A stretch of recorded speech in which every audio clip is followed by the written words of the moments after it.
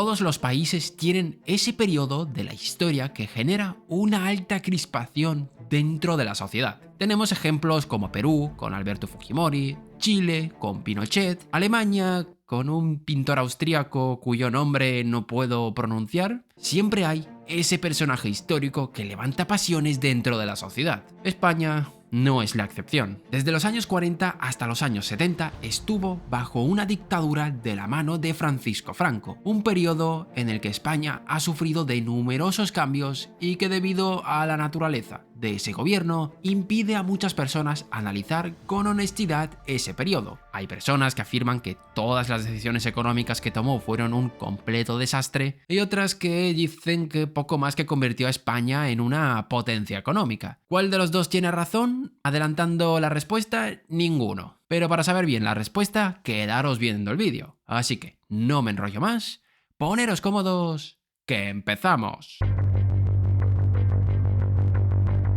La década de los 40 se caracteriza por una profunda crisis como resultado de la guerra civil. La producción había caído, había escasez de productos básicos y el proceso de modernización se había interrumpido. Esta primera etapa del franquismo se conoce como la etapa de la autarquía, donde se seguía esa tendencia proteccionista que había desde finales del siglo XIX, pero llevada al extremo. Debido a la evidente influencia ideológica, se quiso seguir los postulados de la Italia y Alemania de los años 30. Es decir, se trató de desplazar la iniciativa privada por la iniciativa pública. Las inversiones públicas se concentraban en la industria y era financiada vía emisión monetaria. Las relaciones laborales estaban fuertemente reguladas y se implementaron controles de precios, sumando una sobrevaloración de la peseta. Vamos, que muy amante del libre mercado no era. Por cierto, para los que no seáis de España, la peseta era la moneda que había en España antes del euro. El sector agrícola fue uno de los más importantes y en el que más mano quiso meter el gobierno. Debido a la devastación causada por la guerra civil, había una gran crisis alimentaria, por eso estos años son recordados como los años del hambre. El trigo fue uno de los productos más intervenidos, a través del conocido como Servicio Nacional de Trigo. Se requisaba el cereal a precios fijos, controlando la producción, la comercialización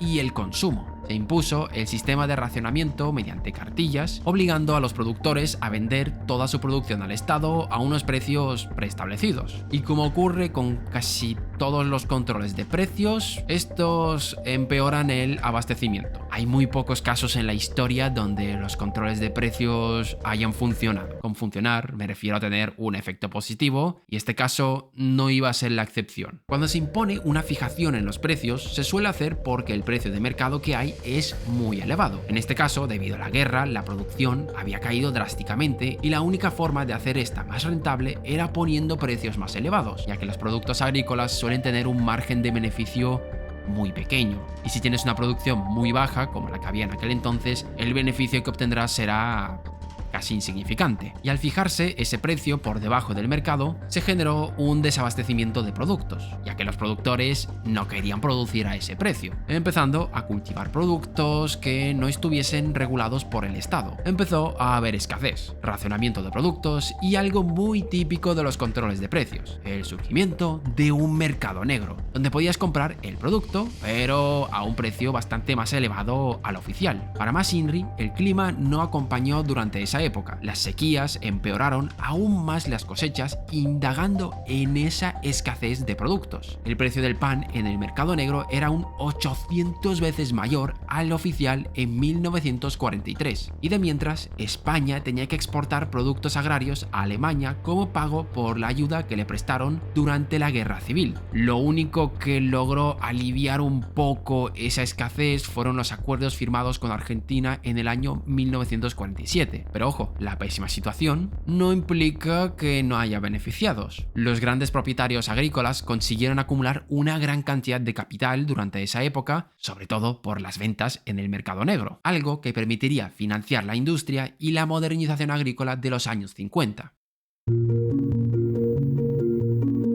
Cuando terminó la Segunda Guerra Mundial, España se encontró en una situación complicada. La derrota del Eje dejaba en muy mal lugar al régimen franquista. A pesar de mantenerse neutral durante la guerra, las naciones aliadas lo percibieron como un aliado del Eje debido al apoyo que recibió durante la Guerra Civil. Aquí entramos en un periodo donde entra en juego la convergencia económica, un fenómeno que se produce cuando las economías menos avanzadas acortan distancias con las más desarrolladas. Por eso muchos aducen este milagro económico al franquismo. Pero si lo ponemos en el contexto europeo, nos damos cuenta que el crecimiento que tuvo España durante estos años entra dentro de la normalidad. No ha sido nada milagroso. El gran despegue de España comenzó cuando se abandonaron por fin estas políticas autárquicas. España, Portugal, Grecia o Italia, que eran las economías más rezagadas de Europa, crecieron a un ritmo mucho más elevado que economías como Francia o Reino Unido, pero también partían de una renta por habitante mucho más baja. Esto es algo bastante común. Si observamos el desarrollo de cualquier país, nos damos cuenta que sigue siempre la misma forma. Empieza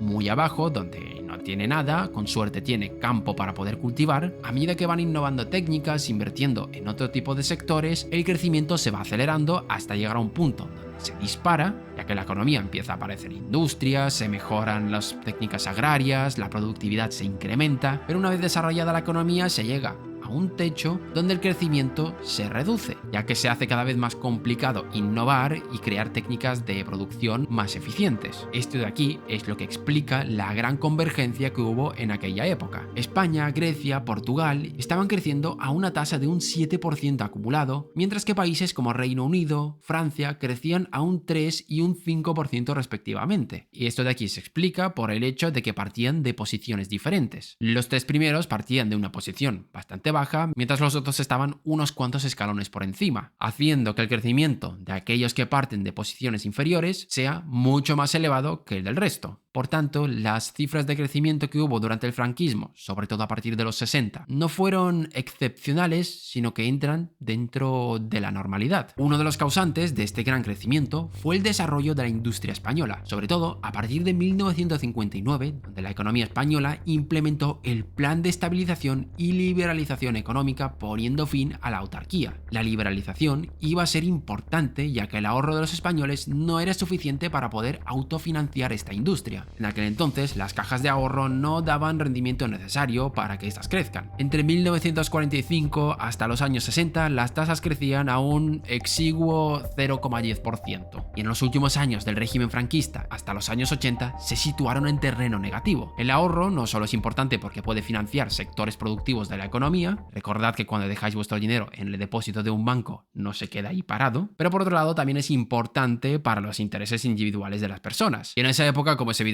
no había mucha variedad de plataformas donde poder poner tus ahorros. Entre 1946 y el 1950, la industria española estaba en su peor momento. Era la nación con el menor crecimiento de esta y por eso se denomina como la noche de la industrialización española. Pero como ya os adelantamos, a partir de los 60 esto iba a cambiar radicalmente. ¿Qué fue lo que hizo posible ese crecimiento?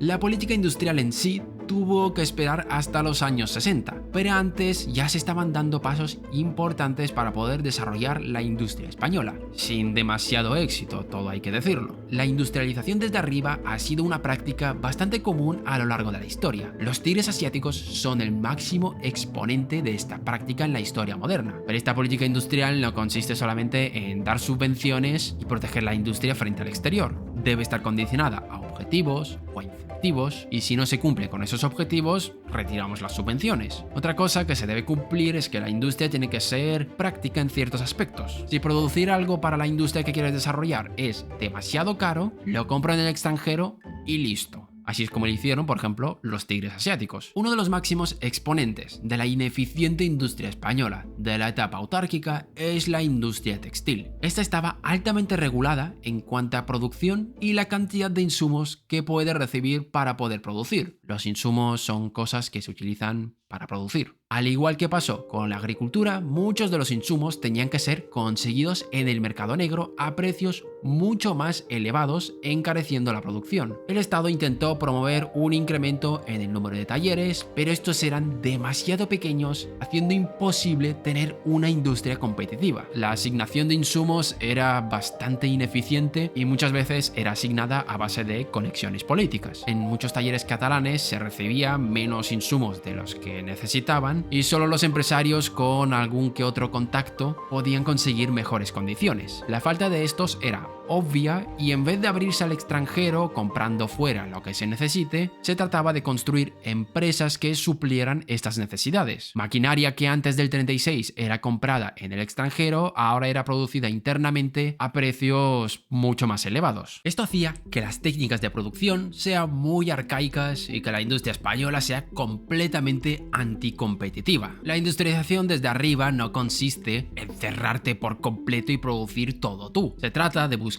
en qué industrias puedes destacar y tratar de hacer todo lo posible para que ésta sea competitiva. ¿Que tengo que comprar algo fuera porque me sale más barato? Pues lo compro. Así es como lo han hecho Corea del Sur o Singapur. No hay ejemplos de autarquía en el sentido estricto de la palabra que hayan tenido éxito, y España no iba a ser la excepción. Todo esto hacía que la industria sea muy ineficiente y hay que sumarle la sobreprotección que tenían los trabajadores, poniéndole más palos en las ruedas a la industria española. Habría que esperar hasta los años 60 para realmente ver un despegue de esta.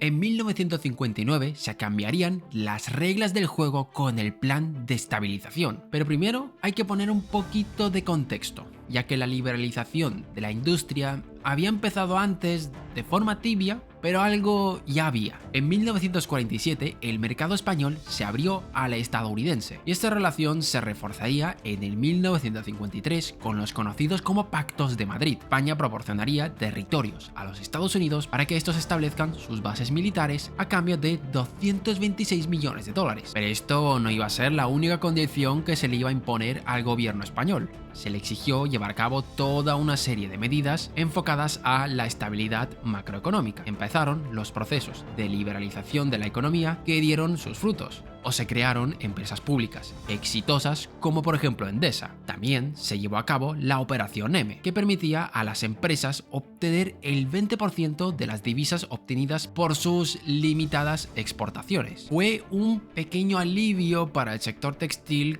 que pudo conseguir un poco de maquinaria en el extranjero para modernizar sus procesos. Empresas extranjeras también empezaron a adquirir participaciones en las empresas españolas, aliviando sus problemas financieros, y este proceso se tuvo que acelerar a finales de los 50 debido a las enormes tensiones sociales. Esto también era una forma de conseguir una importante inyección de capital desde el FMI, la OEDE y los Estados Unidos, una inyección que representaba el 6% de la renta nacional y el 50% de los ingresos del Estado. Este dinero era vital para España, ya que se encontraba cerca de la suspensión de pagos. Por tanto, el plan de estabilización iba a ir en la buena dirección, pero era contrario a la ideología de Franco, ya que tuvo que traicionar a sus principios, tenía que abandonar toda esa idea de una España fuerte y autosuficiente. Y sin la buena marcha de las economías europeas, probablemente este plan no hubiese tenido el éxito que acabó teniendo. Y sin olvidarnos de la enorme ayuda económica que ha recibido, como hemos comentado, por parte de los Estados Unidos y otras instituciones. Todos sabemos que Estados Unidos no es la hermanita de la caridad, evidentemente lo hacía por intereses, pero no se puede negar que esta ayuda sería clave para el desarrollo español. Y ahora sí,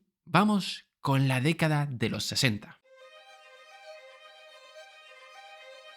Las primeras medidas que se implementaron iban enfocadas en el control de la política monetaria y de las cuentas. Se endurecían las condiciones para emitir nuevo dinero y la política de gasto se fue controlando para lograr la autosuficiencia, que no entre en déficit y que obligue a emitir nuevo dinero para cubrirlo. Básicamente eso. Se impusieron unos techos crediticios para que este deje de crecer de forma descontrolada y se trató de frenar la tendencia alcista de las importaciones. Como ya dijimos, España dependía mucho de las compras en el extranjero, para que de esta forma su industria pueda ser medianamente competitiva. El problema es que esto generaba un desajuste en el comercio. Si compras más de lo que vendes, es decir, si importas más de lo que exportas, tienes una salida de reservas de la economía, debilitando la credibilidad que pueda tener el país. Para tratar de combatir esto, se realizaron varios ajustes que permitieron mejorar esa balanza. En primer lugar, se impuso una condición para importar. Se debía realizar un depósito previo de un 25% del valor de las importaciones al Banco de España cada vez que se hacía. En segundo lugar, se unificaron todos los tipos de cambio y se devaluó la peseta. De esta forma, comprar fuera se haría más caro y de paso se impulsaban las ventas españolas. Y por último, se fomentó la inversión extranjera mediante las políticas de liberalización y quitando restricciones de capitales. Dicho de forma más simple, que tenías más facilidades para invertir.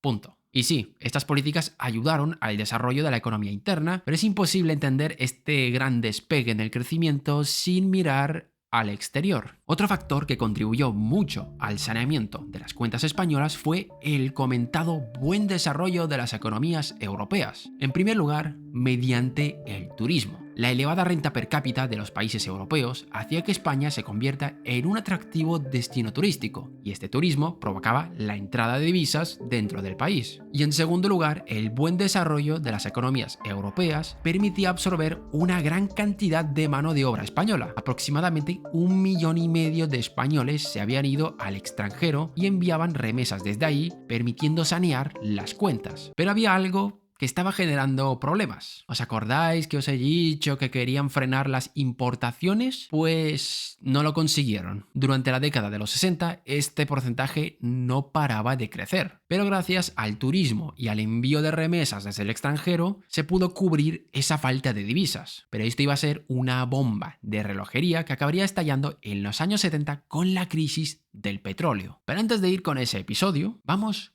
con la joya de la corona de la economía española de los años 60, su industria. Con los planes de desarrollo, el Estado trató de promover el crecimiento industrial y los resultados eran bastante notables. Entre 1963 y el 1973, el crecimiento del producto industrial fue del 60%. Mientras tanto, la productividad se duplicó entre 1961 y el 1971. En esta época, el ritmo productivo español avanzaba al doble de velocidad que el alemán, convirtiéndose España en uno de los países con mayor crecimiento durante esa época, alcanzando el 7% anual. Datos destacables, pero hay que ponerlos en su contexto. Como ya hemos visto en este vídeo, España partía de una posición muy mala en cuanto a su industria. Mala por no decir otra palabra. Es normal que cuando empiezas a hacer bien las cosas, el crecimiento se te dispare. Para poner algo de contexto, los avances de la industria española se vieron opacados por su escasa contribución al producto industrial europeo. Según una investigación de Fariñas, se revela que la participación de la industria de España en la década de los 70 era del 5,9%, considerablemente inferior a sus homólogos regionales como Italia, que tenía un 11,2%, y muy inferior si comparamos con Alemania o el Reino Unido, que reportaban un 33,7% y un 17,1% respectivamente. Quedaba un camino por recorrer. Durante este periodo, 3 sectores destacan como motores clave del progreso industrial: la minería, la automoción y la fabricación de maquinaria. La industria se había convertido en el principal motor de la economía española, pero había 3 problemas. 1. Que los salarios reales eran muy bajos. 2. El desarrollo era realizado bajo el abrigo de la competencia exterior, es decir, que el contexto les favoreció. Y 3. El elevado endeudamiento de muchas de estas empresas. A pesar de haber puesto algunas restricciones al crédito, este seguía fluyendo con demasiada libertad. Y el punto 2 y el punto 3 se pueden retroalimentar. Debido al buen desarrollo del exterior y toda la entrada de divisas que esto generaba, hacía que ese endeudamiento no sea problemático. Por otro lado, Europa poco a poco aumentaba la participación en el sector de los servicios. Esto de aquí importa porque ¿cuál es la razón? En la mayoría de los casos, el desarrollo de un país sigue el siguiente esquema. Primero, el sector primario es el que lleva la batuta, es decir, la agricultura y la ganadería. Pues el secundario, es decir, el industrial, y por último, el terciario, el de los servicios. Como ya dijimos, muchos países de Europa estaban unos cuantos escalones por encima y su sector servicios cogía cada vez más fuerza. ¿Qué es lo que implica esto? Que empezaban a demandar determinados productos industriales que en aquel momento eran producidos en España. Pero esta joya en la corona tenía los días contados. Y es que el gobierno, que tanto empeño puso en desarrollar su industria, plantó la semilla de su propia destrucción. Durante el proceso de industrialización, como es lógico, se incrementó la demanda de energía, especialmente del petróleo. En este periodo, conocido como la era del petróleo, el consumo de este en España aumentó significativamente, pasando de un 14% en el 1950 al 58% en el 1970, donde evidentemente la mayoría se destinaba a usos industriales, concretamente el 66% de este. La crisis del petróleo del año 1973, desencadenada por la Cuarta Guerra Árabe-Israelí, tuvo impactos más que notables en la oferta de petróleo mundial. La pérdida de terminales petrolíferas en Siria y el Líbano, junto a la decisión de la OPEP de cortar el suministro, provocó una reducción del 15% del suministro de petróleo a Occidente en menos de 2 semanas. Todo el mundo iba a sufrir los efectos de esta crisis, pero España, mucho más que el resto, en parte por su dependencia de petróleo, como es obvio, pero por otro lado por las pésimas decisiones del gobierno. Una de las últimas decisiones del gobierno de Franco fue el de no reflejar el incremento del precio del petróleo en los productos derivados, actuando como si no hubiera crisis. Seguid produciendo, aquí no ha pasado nada. ¿Que hay pérdidas? No pasa nada. Ya nos las arreglaremos. Esto evidentemente generó problemas en las empresas. Campsa ha visto cómo sus beneficios caían en picado, ya que no podía trasladar esa subida de los costes a los precios finales, y poco a poco el déficit empezaba a dispararse. Esta falta de ajuste económico plantó la semilla de la destrucción de la industria española. Para adaptarse se había requerido la reducción de los salarios reales o los niveles de empleo o el ajuste en los precios energéticos. El no hacerlo agravó la situación y generó un fuerte desequilibrio en la economía española, más allá de la causa original de esta crisis, que era la crisis del petróleo. Esto de aquí impactó de forma muy negativa a la industria española, y de haber hecho los ajustes que requería la situación, a lo mejor la industria española hubiese sobrevivido más tiempo, porque como ya veremos en el próximo vídeo, donde hablaremos de la desindustrialización de España en los años 80, esto era una de las principales causas de esta desindustrialización. Así que si no os lo queréis perder, suscribiros a este canal.